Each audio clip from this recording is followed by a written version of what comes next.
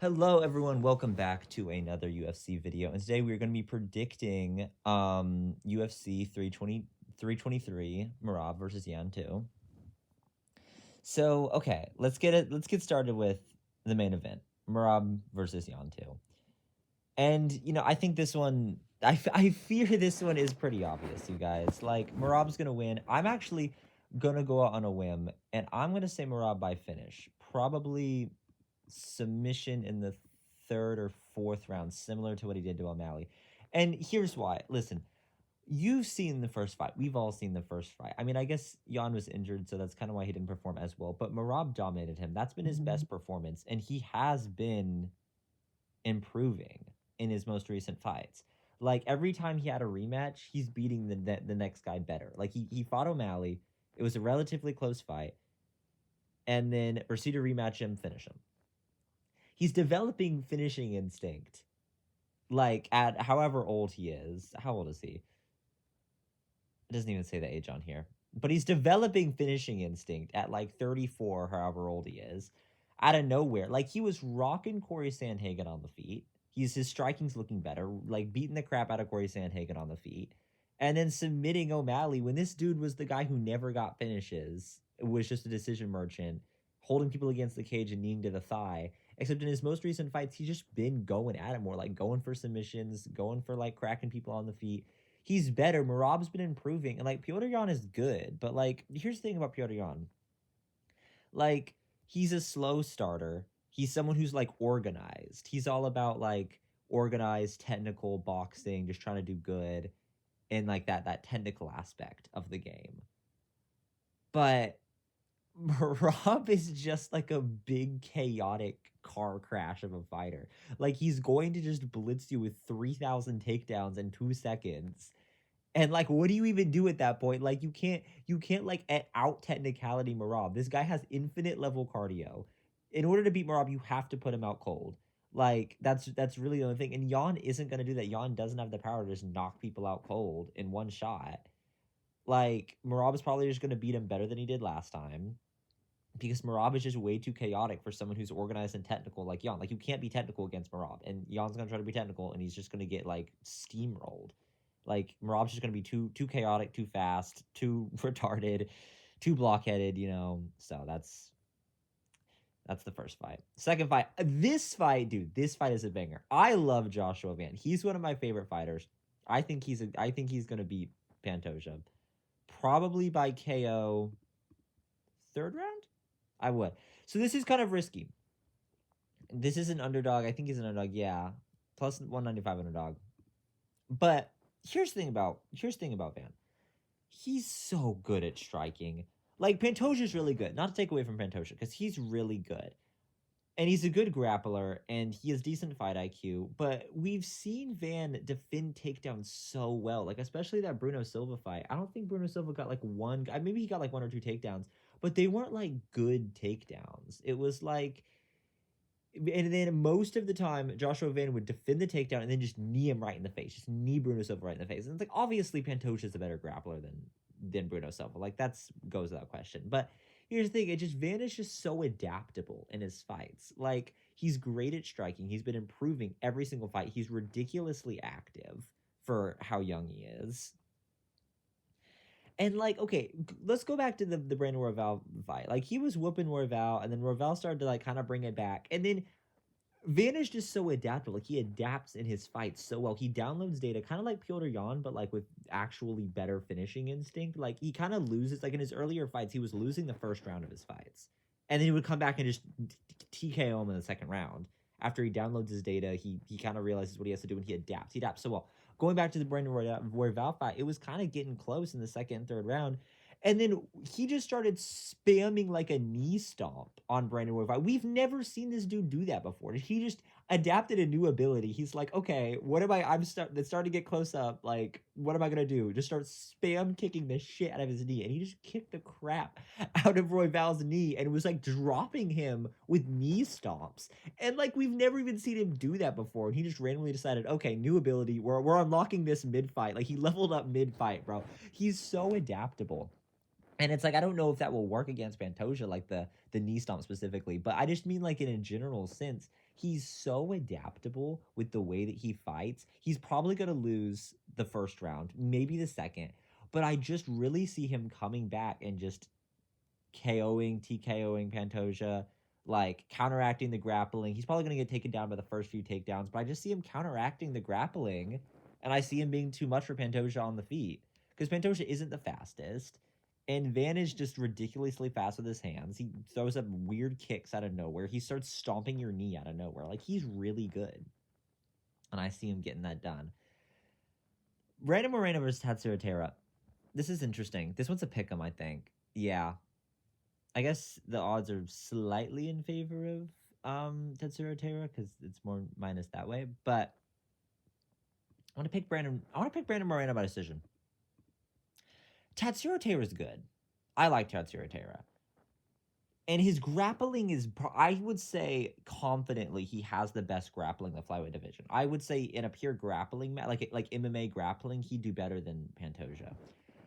But his striking and his defense just really isn't there. And we saw that in the Brandon Royval fight. And we also saw that in the Alex Perez fight. He was losing to Alex Perez on the feet before he just started, like, doing this crazy grappling shit. He's really good. He was getting on the back of Alex Perez and, like, flinging himself around like a backpack, and then like snapped his knee out of place. Snapped Alex Perez's knee out of place or something. I don't even remember what it was, but it was some kind of injury win that he got against Alex Perez after he was just on his back, like monkeying around.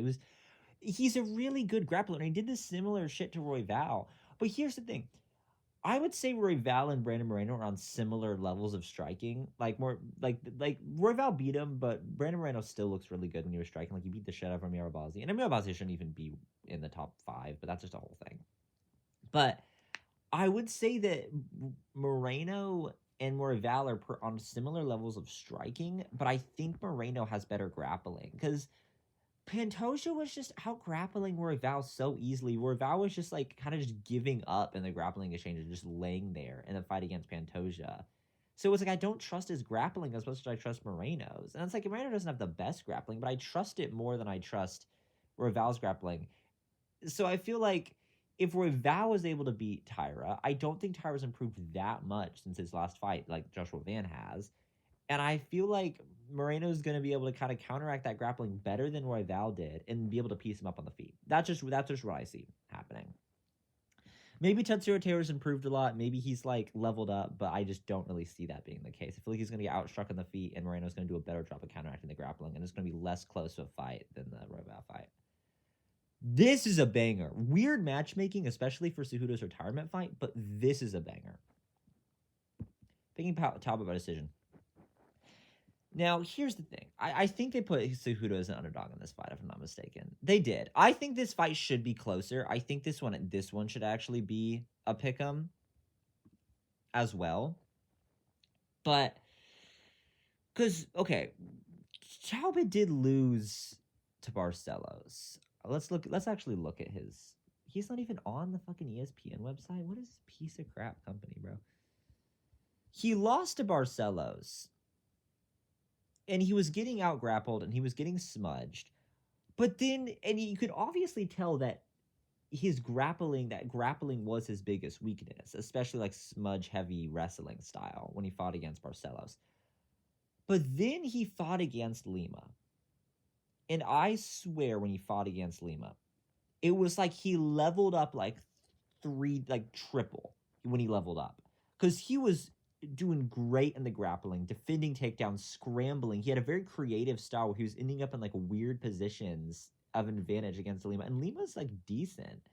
Like, yeah, this is what Lima was doing beforehand. And again, that's not against the best people, but he beat Naimov. I think Naimov's on this card, if I'm not mistaken. So, but Talbot was like out grappling him and like doing like this weird creative stuff where he was ending up in good positions. And I just feel like he's leveled up so much. And I feel like he's improved so much just from that. And that's in those 6 months. And then he had 6 more months after that one to improve even higher. Like, I would say he can beat Cejudo. Now, Cejudo has looked good in his last fights. Like, let's look at Cejudo's last fights. He's looked good. Like, he hasn't looked bad. Like, split decision with Aljo. That arguably could have won. The Merab fight, he won the first round against Merab. Don't forget that. I think that was a 29-28 decision, if I'm not mistaken. Where's the fight? Is it all the way down here? Am I just tripping? Oh, there it is. Yeah. It was a 29-28 decision. So he won the first round against Merab because he cracked him really good. And then when he was fighting Yadong, like, he didn't look that bad in that fight. He really didn't. Like, Yadong was beating him. I think it would be 29-28 before the eye poke in favor of Yadong. But Cejudo was doing decent in that fight. He's not really that washed. I wouldn't call Cejudo washed. I just feel like he was beating these guys that weren't really that good. And then he came back against guys who were actually good. And then he started, like, losing. Cejudo's not really washed. But also, I don't feel like he's going to spam grapple Talbot. I feel like he's going to keep it on the feet. Like, that's what Cejudo does. He's weird about that. He's a wrestler, an Olympic-level wrestler, but he'll keep it on the feet for most of the fight. And I just feel like Payton Talbot's going to outstrike him. And I feel like when it gets into the grappling, Payton Talbot is just going to, like, be so much better at defending the wrestling and defending the grappling like we've seen from him. So I'm picking Payton Talbot by decision. Don't let me down. I like Payton Talbot. He's a cool guy. He's a cool prospect. We're picking Jan Blachowicz, guys. Here's the thing about Jan Blachowicz. He has fought nothing but guys who were decent. Besides Teixeira. Glover Teixeira was terrible. You shouldn't have lost to that. You're kind of a bum for that. But he took Ankalaev to a draw, and he was doing great in that fight. He was, like, taking Ankalaev off his feet with leg kicks. So that was really good. And then he took Alex Pereira to a split decision, which is also a great fight. Like, Alex Pereira was the guy who was knocking out everyone. Knocked out Ankalaev, knocked out Yuri, knocked out Cleo Roundtree, knocked out Jamal Hill, like, kind of knocked out Sean Strickland. Well, better than he did against him. But the thing is, it's just, he's taken these good shots. Like, he took Carlos Ulberg, and I'm really picking him based on the performance against Carlos Ulberg, because he took him to a split decision. And that fight was kind of a nothing burger. Like, genuinely nothing happened in that whole fight. They just kind of pitter-pattered around like idiots. But I feel like Bogdan Guskov would be more aggressive because he is a finisher, and I feel like he'd kind of force Blachowicz into a fight that's kind of like a firefight, you know? So I feel like Jan Blachowicz would end up doing better in that fight than he would against Ulberg, because Ulberg, he didn't really do anything in that fight, but he still could have won. That's the thing. And Ulberg is the guy who knocked out Minifield, just knocked out Dominic Reyes brutally. Alex Pereira is the guy who's sleeping everyone. Like, Blachowicz was taking these guys to close decisions, split decision for both of them. Like, he's been fighting good guys. I wouldn't even say he's washed. He hasn't looked that slow recently. He just kind of hasn't been doing as much. He's not as aggressive. But I would say he's better than Bogdan Guskov. I don't rate Bogdan Guskov as that good. Like, what have his latest wins even been? Like, his latest wins, Krylov, but Krylov is one of those people that you act like who's good, and he's not really even that good. He was losing to Billy Alicana until he won. Ryan Spann is dog shit. I don't even know who this guy is. And he lost to Ozdemir. Like, Ozdemir is just a gatekeeper. Like, Krylov is his best win, and that was kind of, Krylov was just fighting like an idiot in that fight. You know, Krylov wasn't even fighting that well. So, honestly, I always say that Blachowicz is probably going to win this fight for sure. Like, just by decision. I feel like he's going to out-decision him. Grant Dawson, same thing. So Miguel Torres isn't that bad of a fighter, but I really don't feel like he's done enough to deserve a ranked opponent. Like, you beat Drew Dober, and you just lost to Ignacio Bahamondes. Chris Duncan's a decent win. He's on the card too. He's kind of this first-round crazy fighter guy, but I just feel like the fight against Drew Dober was, like, weird. It was, like, a weird fight against, like, if I'm not mistaken, that was the fight where he was, like, cracked Drew Dober, and then he was, like, hammer fisting the side of his head for, like, 5 minutes, and then Drew Dober acted like it was an early stoppage. But, like, you didn't even hit him. But, like, Drew Dober's kind of washed. That's the thing. And that's the win that you're getting a ranked opponent off of. The only reason they're giving him a ranked opponent is because, like, Grant Dawson is just such a boring smudge grappler that they're not going to give him anything good. But he's dominating these guys, bro. I swear, he's dominating these guys. Like, and he's like developing finishing instinct. Was able to finish Garcia, and then like basically been the same fights with Selecki and Ferreira. Like, and he's been a little inactive, but you know, it just I feel like he's higher level than Torres. I feel like Torres hasn't done enough to deserve a ranked opponent. Grant Dawson has been doing nothing but winning besides that fluke against Bobby Green. He should be getting a higher step up the rankings. I just don't see Torres being what it takes to beat Grant Dawson. He's just so dominant in his grappling. Like, he's not entertaining. He's a smudge grappler, but he's so dominant with his smudge grappling. Like, I just don't see Grant Dawson being able to do anything about it. I mean, I don't see Manuel Torres being able to do anything against Grant Dawson. Let's talk about McKinney and Duncan. This is a great fight. Honestly, I didn't think McKinney was that good until he started winning some decent fights, but I'm still going to go with Chris Duncan, probably by submission in first round. Either that or second, but I really don't see a McKinney fight going to the second round. Here's the thing about Chris Duncan. Let's talk about Chris Duncan, actually, because I really like Chris Duncan as a fighter. I think he's really good. And against Balajoki, he was an underdog against Balajoki, and I picked him as an underdog.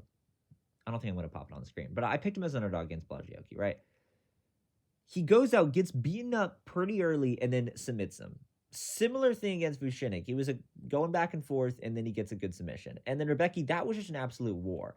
So Chris Duncan is just like, he's so tough. Like, he can take so much damage. And then when Terrence McKinney, he's fighting people that can't take damage like that. Like, he's knocking out people in the first round, submitting Vorchev. Vorchev shit. He's been improving his grappling recently, and that's how he's been getting that win against Vorchev. He's been improving his grappling. But Chris Duncan's also a good grappler. I opened Henry Cejudo. Oh, I've been paying Talbot. Okay. But Chris Duncan is a good grappler, and that's how he's been getting these submission wins. And I feel like I just don't see Terrence McKinney submitting Chris Duncan early, and I don't see him knocking out Chris Duncan early. Like, I really see Chris Duncan being able to survive this first round KO power, and then going on to submit Terrence McKinney later in the fight once Terrence McKinney gasses out. Because Terrence McKinney he kind of just speed runs every fight. Like, look at the timing on these. He literally speed runs every fight. And I just see him trying to do that against Duncan, but Duncan's just so tough because of the wars he's been able to go through. I just don't see McKinney being able to get him like that. And I feel like Chris Duncan can submit him later in the fight. So, Duncan by submission in round 1, maybe early round 2. Macy Barber versus Korean Silva. I'm actually not sure about this one. I'm going to go Macy Barber by decision. But I don't really know that much about either of them. I haven't really watched a lot of tape on them. Macy Barber was supposed to... She's inactive as fuck. She was supposed to fight early this year and then didn't because she had like a seizure or something. So that's why I'm kind of hesitant about picking her, but she's good. Like, look at this. You don't see huge win streaks like this in women's MMA. You really don't. Like, split decision Andrea Lee isn't that bad because Andrea Lee is relatively good. But her last fight was in March 2024. Shavkat's fought more recently than that. Like, that's why I am kind of, like, concerned about picking her. But I just don't see anything that good from Korean Silva. Where's Korean Silva? There she is. I mean, she's getting finishes in women's MMA, which you don't see often. But those are against low-level opponents. Like, Caitlin Souza isn't that good.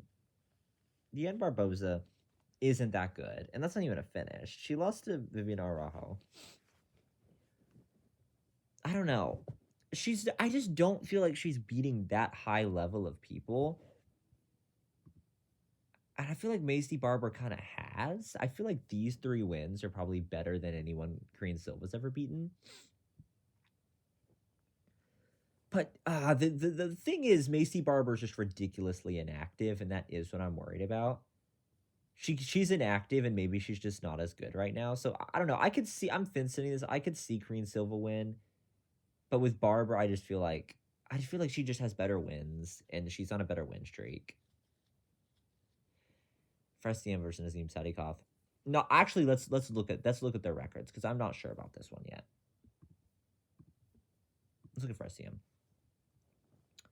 I have to refresh myself on these fights. Oh, he was the one that knocked the fuck out of Matt Favola. Matt Favola was good, dude. These are good wins. Jai Herbert's a good win. Who's this? Mike Davis. That actually was a good win. Mike Davis is really good. Actually, Mike Davis is really good. Mike Davis is a really creative grappler. In this fight, actually, I remember this fight now that I've looked at it. Mike Davis was like pulling out really creative grappling stuff, and for SCM was like counteracting it pretty well. These are good wins. For SCM has some good wins. And then Nazim Sadikov. He has more finishing ability, but he took Borshev to a draw, which is kind of embarrassing. Submitted Terrence McKinney, but that's not too difficult. I like people who get doctor stoppages though, because that means that you're injuring people when you fight. It's like you're doing damage. You're like cutting them up. You're doing stuff like that. I don't really remember what this injury was. I think he cut him in the head with a head kick, if I'm not mistaken. I could be pulling that out of my ass. I just think I remember hearing that somewhere. But I like people who get doctor stoppages because you're violent. Like you're gonna get damage off on people. What are the odds on this fight actually? Okay, for SCM is a favorite. Ooh, okay. What are we going with? Are we going with the creativeness of for SCM? Are we going with the violence of Sadikov? Ismail Bonfim, was that the guy who... No, it was Gabriel Bonfim who's been winning recently. Tarada Borshev is embarrassing. Evan Elder isn't that good. Nicholas Mata is not terrible, but not the best win. I would say a Mike Davis and Matt Frivola win is probably better than these wins. We're going to go with ZM by decision. Let's go to Vettori. You know, contrary to popular belief, Vettori hasn't looked terrible in his last fights. Like, against Brendan Allen, he didn't look terrible in that fight. He really didn't. Like, let's look at Vettori.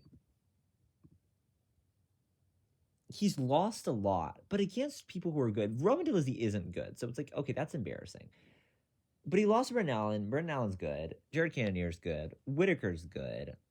He is kind of basic. He has a very basic fighting style where he doesn't do that much different. But Bruno Ferreira, what is he like? Who even is this guy? Jackson McVeigh? This guy doesn't even have a win the UFC, and you're acting like that. Like this is what gave him a ranked shot. Arm Petrosian's better. I remember some of his fights. No, he's on a massive losing. I mean, these aren't bad opponents to lose to. And he also beat Chris. Was that Chris Duncan? That can't be Chris Duncan. No, that's Christian Leroy Duncan. Yeah, I was about to say. That's a decent win, though, because Christian Leroy Duncan actually did look really good in his last fight. But 3-fight losing streak, 2-fight losing streak, not even in the UFC, not even getting a win in the UFC. If I'm not mistaken, Jackson McVeigh looked decent in that fight, too. I think he did look decent in that fight. No, he didn't. I'm thinking of something else. What has this guy done? Like, you lost to that Abus Megamenov, who's shit. Dustin Sulfas isn't terrible. Phil Hawes is shit. I just feel like Marvin's going to get it done by decision. His chin's still there. He's still got it on his chin. He still lands strikes with some thud power. I just don't see Bruno Ferreira. He's not that good. This fight is going to be a banger, and I'm sad about it because I'm a huge Edson Barbosa fan. He's in my top 10 favorite fighters of all time. His kicks are awesome. I loved his highlight reel. He has a crazy highlight reel. It pains me to say it, guys. It pains me to say it. But he's so washed. He's so washed. Jalen Turner by round 3 KO. It's really sad. I'm upset about that. I really am because I love Vincent Barbosa. And he looked decent when he was on that 2-fight win streak. I don't know what happened because he was on a win streak recently. He looked good against Sadiq Youssef and he looked good against Billy Quarantello.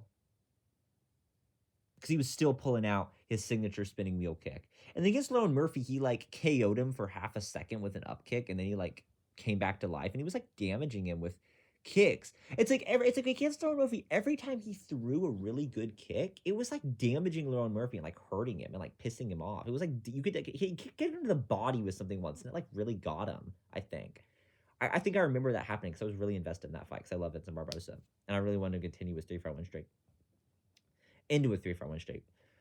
But then he just wasn't throwing what he should throw. Same thing as Drakkar Klose. I mean, this was a close fight too. Like this wasn't a hard fight. This was I mean, Drakkar Klose isn't that good. Like, not Lauren Murphy level, not Sadiq Yusuf level. But Edson Barbosa just looks so slow. Like, he used to be able to speed mog people with how fast his kicks were. He used to be able to leg kick TKO people, body kick TKO people, spinning wheel kick KO people, but he just has looked so slow recently, especially in his last two fights. Like, he just wasn't throwing his kicks, and it's sad because I'm a big fan, but he wasn't throwing his kicks. Like, he genuinely wasn't. And I feel like he's just so washed. And Jalen Turner it hasn't looked that bad in his last fights, except when he shoved his head in the guillotine. Like, he's gonna KO him probably, and it's gonna be sad. I'm gonna be upset about that because I love Edson Barbosa, but he's so washed. I'm rooting for him to win though. Oh my god, I don't even know who this guy is, and I'm picking him because Ibo Aslan is just so dog shit. Let's look at what are the odds on this fight actually? They don't even have odds. Great, thanks. They don't even have odds. Yeah, Marv Vettori is a favorite. He needs to be a favorite. They don't even have. Why do they not even have odds in this fight? Okay. I have so many fucking tabs open. Let's close my tabs for a second, you guys. Okay. I've never even heard of this guy, and I'm still picking him to beat Ibo Aslan. Okay. This isn't bad. I didn't watch this episode of Contender Series. I guess that's why I don't remember him. These don't look terrible. What about this guy? How good was this guy that he beat? Decent.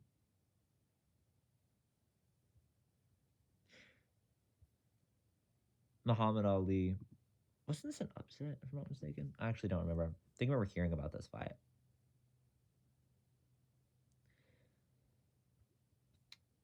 I think I'm more picking him just because Ibo Aslan's bad.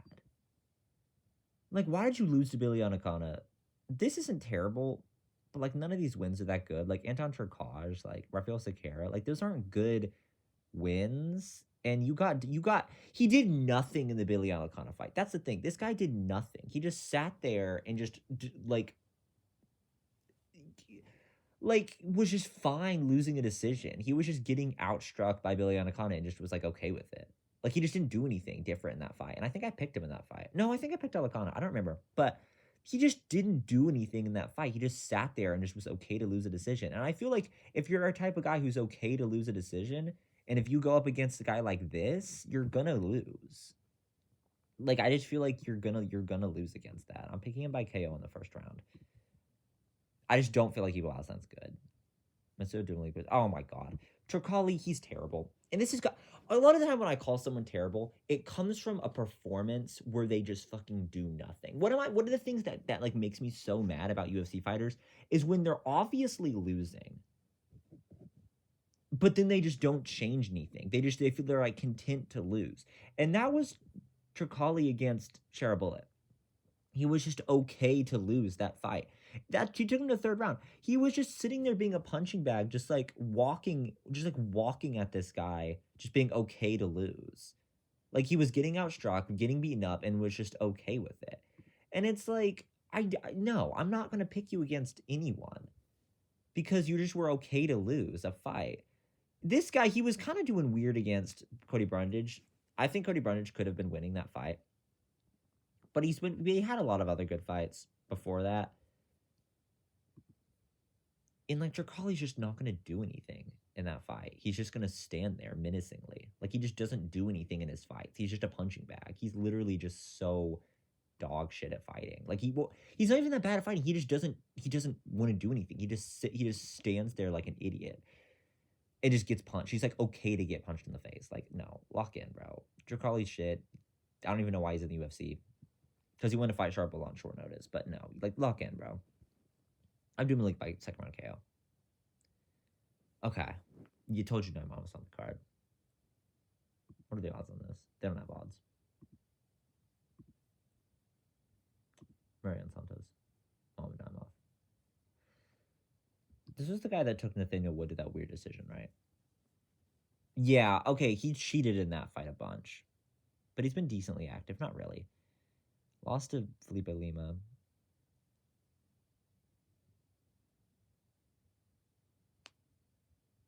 I was about to say Bogdan Grad. That's not Bogdan Grad. Who's this?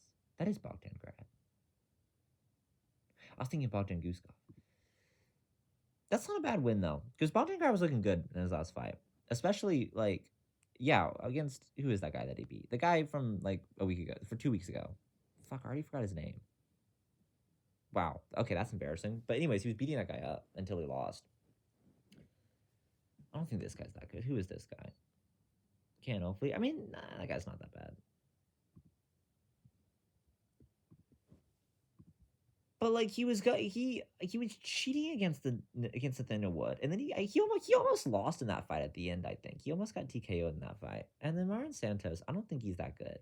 He beat Sadiq Youssef, which wasn't terrible, but I remember watching that fight, and it was more of Sadiq Youssef looking bad than Mariano Santos looking good. It was like the same thing what I talked about in the Tricoli fight. It's like he just wouldn't change. It's like he was losing the decision, and then he just wouldn't change anything to do better in the decision. And then he got raw. He rawed Francis Marshall. I remember actually watching this fight, and I was pissed off because it was like, how are you, like, why are you gonna rob my boy Francis Marshall like that? Like, I like Francis Marshall, and Francis Marshall was like getting in like good grappling changes, did some decent damage, and then lost. Like, rob Francis Marshall, and then just like this was a fight of Sadiq Youssef looking bad, and I feel like a win against Nathaniel Wood that like where he kind of almost lost at the end is better than a win against Francis Marshall, where it's like you almost like where robbery win against Francis Marshall. You know, we're gonna pick an off on decision. Okay, am I confident about these? What are the odds in all these fights? They don't even have fucking odds. I want to see how many underdogs I pick versus favorites. Obviously, Merab's a favorite. Joshua Van underdog. Tatsira Brandon Moreno's slider towards an underdog, even though it's a pick 'em. Payne Talbot's a favorite. Favorite. No odds. Picked a favorite. Favorite, no favorite, no odds on any of these. Ivo Aslan's probably a favorite. Didn't pick a lot of underdogs in this card, but there's not a lot of good underdogs in this card. I mean, maybe I could. I don't want to pick Cejudo, though. I feel like I'm confident with all these. Yeah, I'm confident on these. The fights I'm the most invested in, definitely Joshua Van. I love Joshua Van. He's awesome. Really want to see him get a win. I'd be happy to see Ted Serratera get a win, too. Same with Payne Talbot. Like, I want to see Payne Talbot. I like these three. That's why it's sad to pick against Moreno. I mean, to pick against him. I like Chris Duncan, too. But I'm not really super invested in him. This is the fight I'm hyped for. I'm hyped just to see if Edson Barboza can, like, lock in. But I just really feel like he's taken so much damage and that he's just kind of slow that he's not going to win. But if he wins, I'll be really happy. So, because I don't really like Jalen Turner. I think he's kind of a dumbass. But, yeah. This fight's not even going to be close. If Piotr pulls off a win, good for him. But, yeah. No, this is the fight I'm super invested in. Really want to see Joshua Van pull it off because I really feel like he can. So, yeah. Those are my picks. Feel free to like and subscribe, guys. Bye-bye.